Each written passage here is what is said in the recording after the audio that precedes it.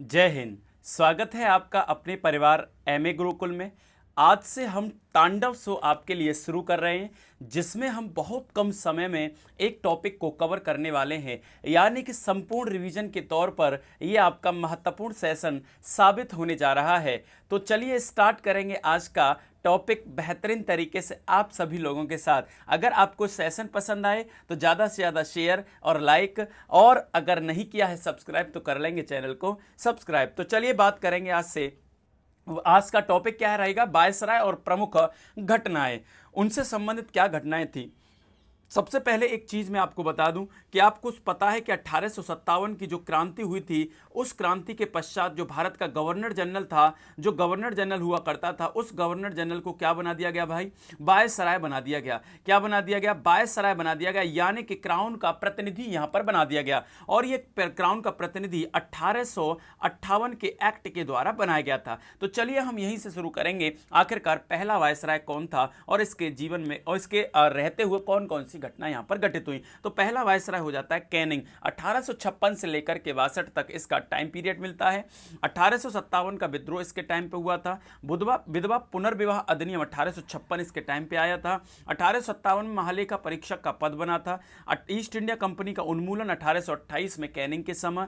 भारत परिषद अधिनियम 1861 में आया था। व्यपगत का सिद्धांत समाप्त कैनिंग के समय हुआ था और 1861 में पोर्टफोलियो प्रणाली भी इसी के समय आई थी। आगे बात करेंगे जॉन लॉरेंस की। 1864 से लेकर के 1869 तक इसका टाइम पीरियड मिलता है। भूटान युद्ध इसी के समय हुआ था। कलकत्ता, बंबई, मद्रास में उच्च न्यायालयों की स्थापना इसी के समय हुई थी। 1865 में भारत और यूरोप के मध्य प्रथम टेलीग्राफ सेवा भी शुरू हुई थी। आगे बात करते हैं तो आपका मेयो आता है। 1869 से लेकर के 1872 तक इसका टाइम पीरियड था। 1872 में मेयो कॉलेज बनता है जो अजमेर में अवस्थित है। 1872 में एक कृषि विभाग बनाया जाता है। 1872 में ही पहली जनगणना भारत में मेयो के समय ही आपकी शुरू होती है। फिर आता है आपका नॉर्थ ब्रुक। नॉर्थ ब्रुक के बारे में बताएं तो 1872 से लेकर के 1876 तक है। बस सुनते चले जाएंगे इत्मीनान से। ये रिवीजन के तौर पर एक तांडव शो होने जा रहा है। कूका विद्रोह इन्हीं के समय हुआ था। 1875 में जो आर्य समाज है वो भी आपका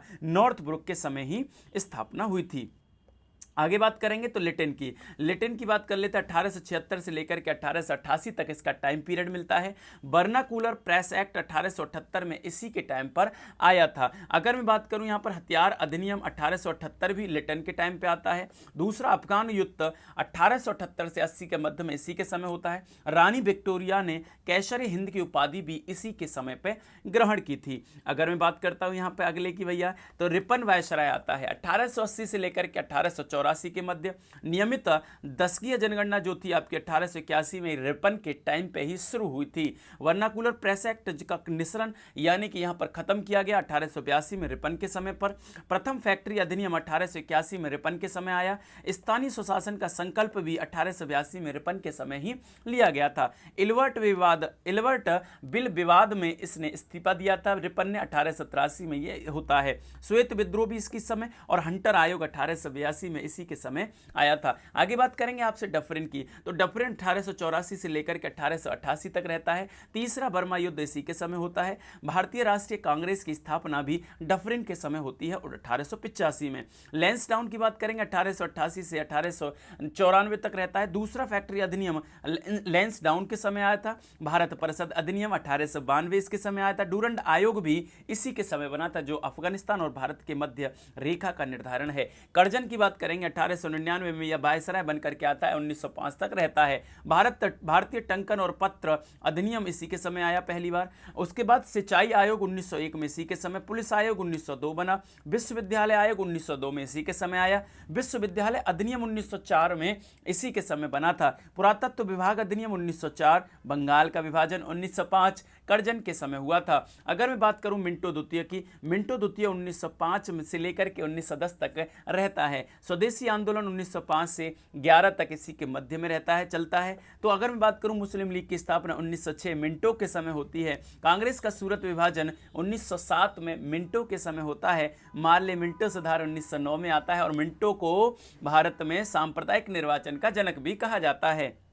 आगे बात करेंगे हार्डिंग द्वितीय की 1910 में से लेकर के 1916 तक आता है। बंगाल के विभाजन का उन्मूलन 1911 में यही करता है। राजधानी दिल्ली से स्थानांतरित करके 1911 में कहाँ ले जाता है, दिल्ली में ले जाता है कोलकाता से।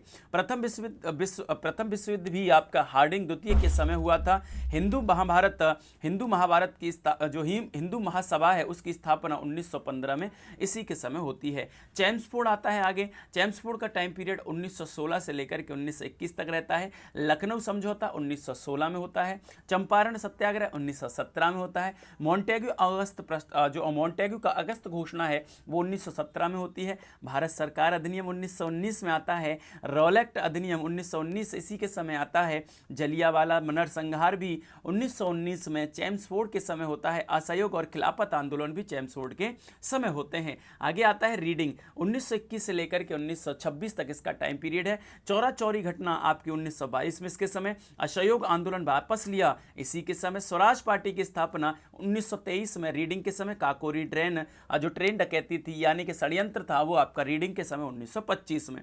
आगे आता है इरविन 1926 से लेकर के 1931 तक रहता है। साइमन आयोग 1927 में आया इसी के समय। नेहरू रिपोर्ट 1928 में इरविन के समय। दीपावली घोषणा 1929 में इरविन के समय। पूर्ण स्वराज का संकल्प 1929 इरविन के समय। दांडी मार्च सबने अवज्ञा आंदोलन 1930 इरविन के समय। प्रथम गोलमेज सम्मेलन 1930 इरविन के समय। गांधी इरविन समझौता इरविन के समय 1931 में। फिर आता है भाई बिलिंगटन 1931 में आता है, 1936 तक रहता है। सांप्रदायिक पंचाट 1932 में बिलिंगटन के समय। दूसरा और तीसरा गोलमेज सम्मेलन 1932 में बिलिंगटन के समय होता है। पूना समझौता 1932 में बिलिंगटन के समय। भारत सरकार अधिनियम 1935 बिलिंगटन के समय आता है। आगे बात करेंगे लिनलिथगो की। तो लिनलिथगो 1936 से लेकर के 44 तक यहां पर वायसराय बनकर के आता है। कांग्रेस मंत्रियों का त्यागपत्र सामूहिक त्यागपत्र दिया गया था 1939 में। त्रिपुरी संकट और फॉरवर्ड ब्लॉक 1939। लाहौर संकल्प 1940। अगस्त प्रस्ताव 1940। भारत छोड़ो आंदोलन 1942।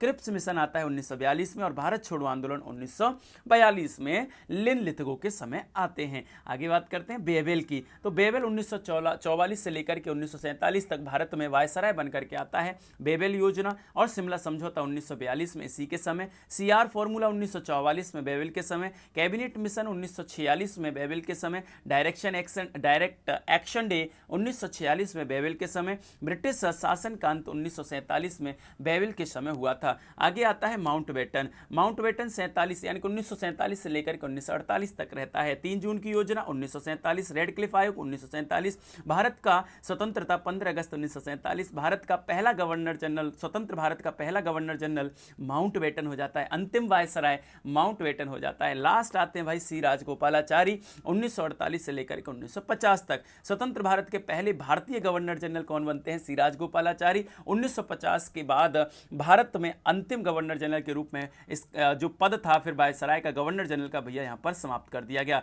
तो आपको कैसा लगा सेशन? 10 मिनट से कम समय में हम ऐसे ही टॉपिक को भैया यहां पर रिवीजन करते रहेंगे। स्टैटिक के जीके के जितने भी टॉपिक आएंगे हम उनको 10 मिनट से कम तांडव शो के अंतर्गत यहां पर खत्म करने का प्रयास करेंगे। बने रहिए एमए गुरुकुल के साथ। अगर सेशन अच्छा लगे तो लाइक शेयर जरूर करना, चैनल को करना सब्सक्राइब। जय हिंद।